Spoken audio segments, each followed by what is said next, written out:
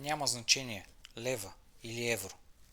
В брой, с карта или с ваучер, с Yanaksoft плащанията са изключително лесни, бързи и точни. Нека ви покажа. Ако искате да платите в брой, въвеждате сумата в евро или пък в лева и системата автоматично ще ви покаже рестото, което е необходимо да върнете в евро или в лева. Ако пък изберете плащане с карта, цялата сума при натискане на бутон приключи се изпраща към банковия терминал. Тук може да направите и частично плащане с карта или да доплатите в брой. Разбира се, в евро или в лева, отново за ваше улеснение. И за финал, ваучери за храна.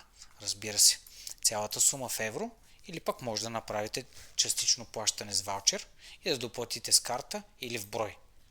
За ваше улеснение отново може да изберете между евро или лева. Лесно, бързо и точно. С Yanaksoft, разбира се.